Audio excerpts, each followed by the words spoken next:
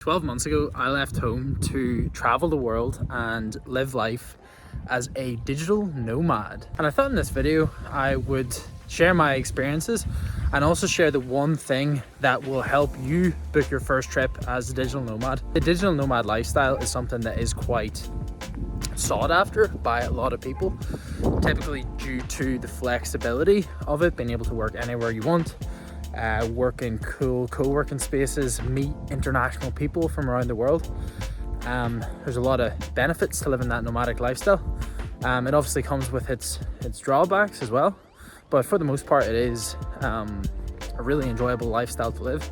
Ironically, when I'm filming this video, I'm actually visiting home for a short period of time. I feel honestly that a lot of people actually overcomplicate becoming a digital nomad. I had lived in my home country for the past 5 years, and in May of 2023 I decided I was going to move. I was going to start traveling the world and working on my business at the same time. So I'd watched all these videos on how to become a digital nomad and the steps you need to take in order to do it, and a lot of them went into very, very heavy detail in terms of setting up your tax residency, finding accommodation, making friends.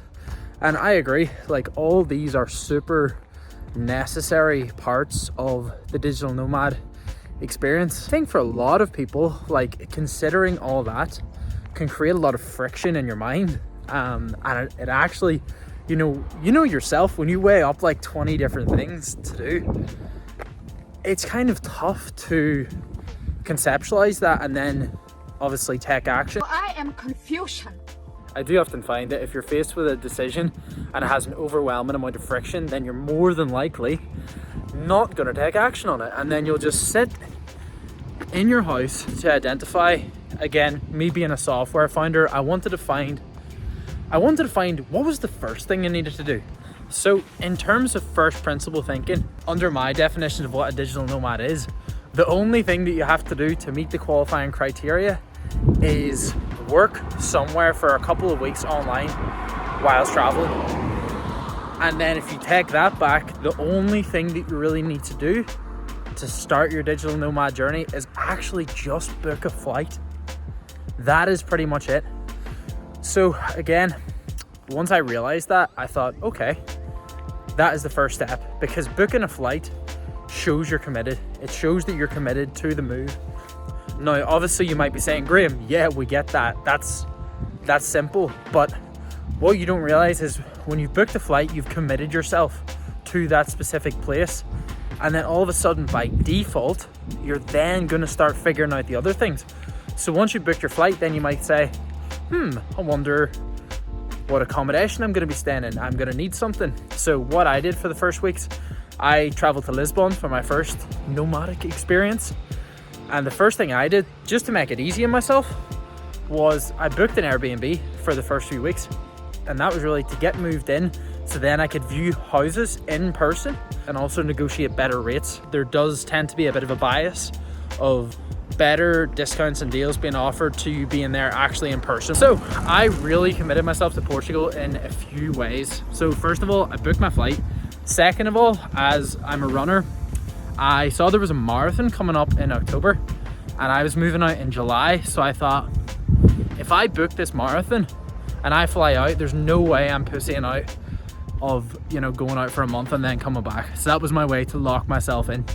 If it's a given that you work online already, the starting point pretty much is decide where you want to go. If you trust yourself to figure it out whenever you get there, it is very doable, as I've seen from numerous cases of the people I met over there. A lot of people just left their lives and then packed up their bag and went. Now, I obviously understand there is people with families. This may not be as easy, but I'd imagine a lot of the people in this video are, early 20s and, even early 30s with not too much commitment. And you do have that flexibility to kind of get up and go. So whenever I got to Lisbon, I found that there was a Slack channel for digital nomads. And that for me was a super, super easy way to make friends. One of the things was a running club. And then I made a pretty significant friend group. My general take is transferring from working at home to traveling and being a nomad is Simply take the first step of booking a flight and then trust yourself to figure it out on its way there, because you will meet the right people. You will find the accommodation. It will work itself out, provided you take that first step. There are obvious underlying things to this as well that I think I should include. So obviously, first of all, you need to be working online. You can't be geographically bound. You need to have some degree of financial safety net as well. I certainly wouldn't advise, you know, if you're really tight for finances, going out and traveling. And also, you want to be able to try and ensure that your productivity levels stay relatively consistent whenever you do travel. I do honestly think whenever I had my first journey to Portugal that my productivity suffered for that first couple of weeks because I was setting myself up. But then once you do have your work set up, maybe a co-working space, then you can get back to relatively normal levels of productivity. Also appreciate all the feedback in the video so far. It's been really positive. So if you like it, give it a little thumbs up, and I will see you in the next one. Peace.